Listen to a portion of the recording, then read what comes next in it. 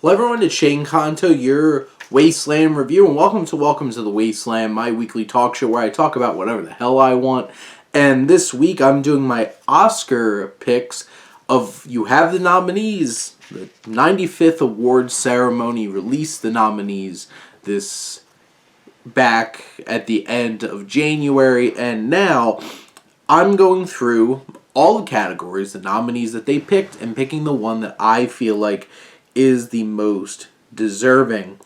And let's get things started with lead actor, where we have Austin Butler, Colin Farrell, Brendan Fraser, Paul Mescal, and Bill Nye.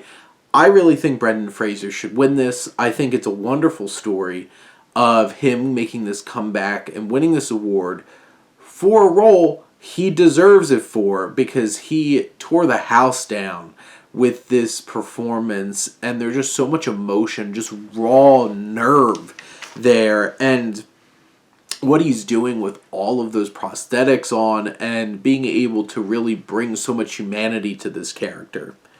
Next up, we have actor in a supporting role, where we have Brendan Gleeson, Brian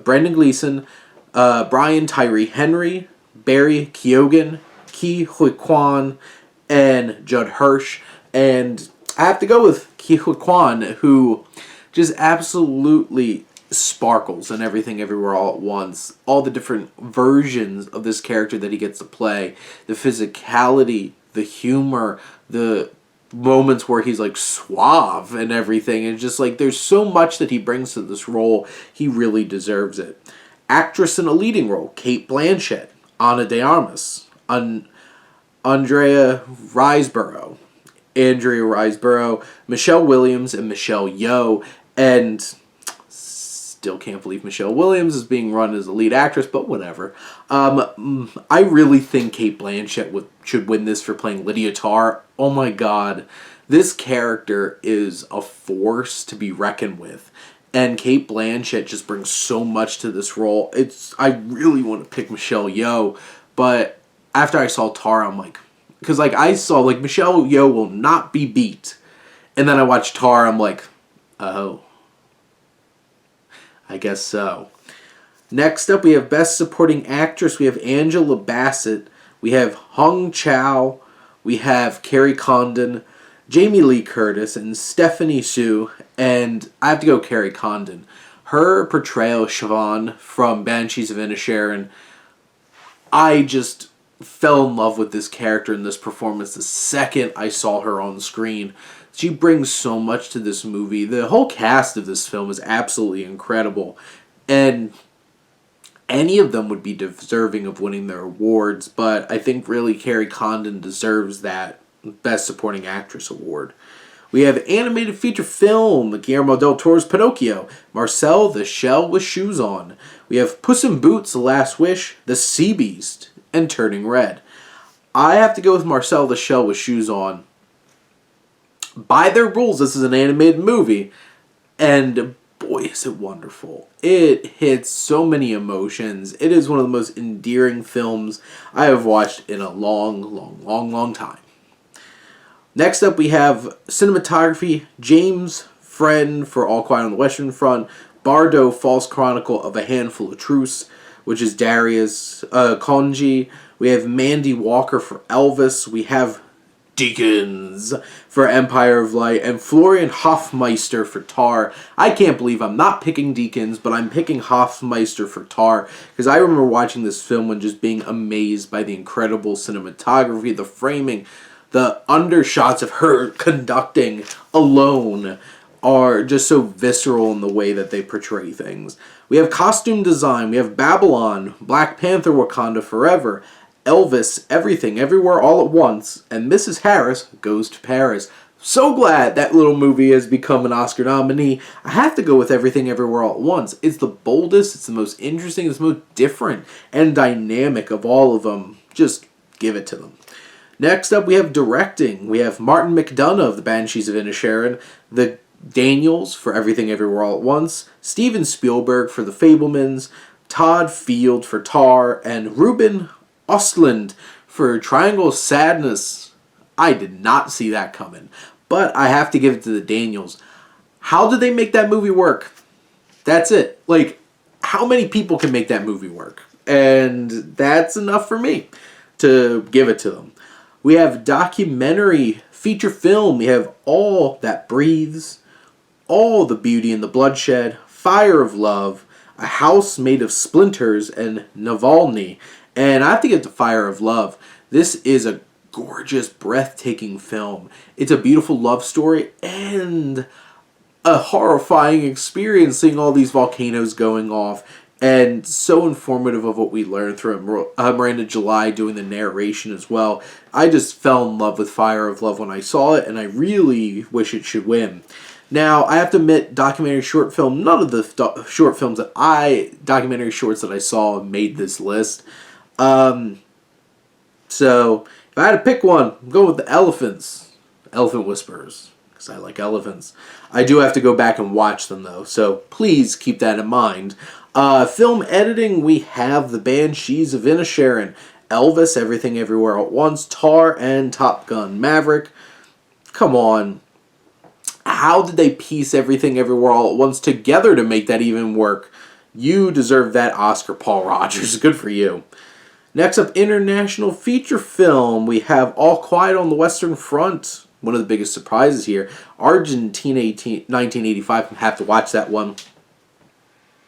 I'll be watching Close like the next morning after recording this. EO and The Quiet Girl, which I have to check out. I'm picking EO. EO blew me away. I felt like I could feel the emotions of this donkey in this. And what an impressive way of looking at humanity through the eyes of this animal. Next up, we have makeup and hairstyling. We have All Quiet on the Western Front, The Batman, Black Panther, Wakanda Forever, Elvis, and The Whale. This is the battle of the fat suits between the Penguin and the Colonel from Elvis, but it's going to The Whale. How could you not? Next up, music original score. We have Volker Bertelmann for All Quiet on the Western Front, Justin Hurwitz for Babylon, Carter Burwell for The Banshees of Inisherin, Everything Everywhere All at Once, Son Lux, and John Williams, of course, for The Fabelmans. I have to go with Carter Burwell. That score is haunting and beautiful and dynamic in so many different ways. I can hear it in the back of my mind all the time. Hurwitz was a close second. But, you could always give it to John Williams as well. Next up, we have original song. One of my, unless there's actual musicals, I don't really care about this. But we have Applause by Diane Warren, because why? Hold My Hand by Lady Gaga. Lift Me Up by Rihanna. We have Not To from RRR, and This Is a Life from David Byrne, and I have to give it to This Is a Life. That's just a perfect fitting song for that film, that experience, that aesthetic. Next up, we have Best Picture. For some reason, that's how they have things structured here on the website. We have All Quiet on the Western Front, Avatar, The Way of Water, The Banshees of Inisherin, Elvis, Everything Everywhere All at Once, The Fabelmans, Tar, Top Gun, Maverick, Triangle of Sadness, and Women Talking. And my number one film of the year was The Banshees of Inisherin, so that's an easy one for me. I laughed, I cried, I felt so many emotions watching this really dark, biting comedy and satire that just had so much depth to it, and such amazing characters and dialogue and performances and cinematography and music and direction. Next up, we have production design. All Quiet on the Western Front, Avatar, The Way of Water, Babylon, Elvis, and The Fabelmans, Avatar. I feel like certain things like this you just have to give it to Avatar. It's just so impressive that these even exist.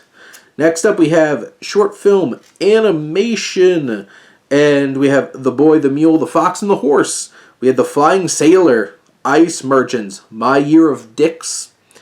An ostrich told me the world is fake, and I think I believe it, and I'm giving it to The Boy, the Mole, the Fox, and the Horse. This is such a beautiful and impactful little story. I absolutely loved it to pieces.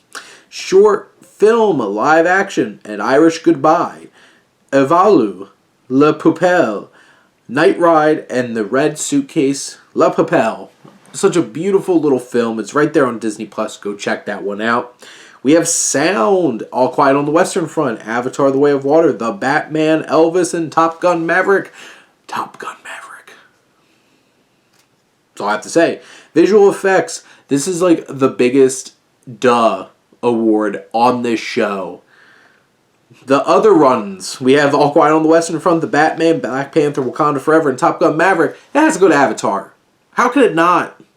If you don't give it to Avatar, you're ridiculous. And just, I don't get you.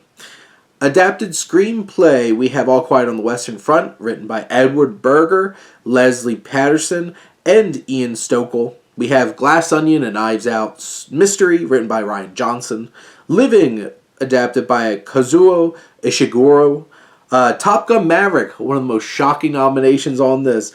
Screenplay by Aaron Kruger and Eric Warren Singer and Christopher McQuarrie. Story by Peter Craig and Justin Marks. And we have Woman Talking, written by Sarah Polley. And I have to give this to Ryan Johnson. I wish Glass Onion was getting some more love. One of the most clever, intelligent films of the year. Original screenplay, The Banshees of Inisherin by Martin McDonagh. Everything Everywhere All at Once by the Daniels. The Fabelmans by Steven Spielberg and Tony Kushner. Tar by Todd Field. And Triangle of Sadness by Ruben Östlund. And the most original film of this year is Everything Everywhere All at Once. So just give it to the Daniels. But those are my picks. These are not what I think will win. This is what I hope would win and I believe should win. So tell me why I'm wrong, or tell me why you share some of the same thoughts. But I hope you enjoyed this video, and hopefully you'll be checking out the Oscars. I know a lot of people are getting have less and less value in the Oscars, but I still love it, and I still think it's a great thing. And I love having my Oscar party every year, and I'm wondering what my friends will vote on for us to watch beforehand. Really hope it's Banshees of Inisherin. I'm ready to watch that for the third time in 5 months. But thank you for tuning in to this episode of Wasteland Talks, and thank you as always for tuning in and supporting your Wasteland reviewer.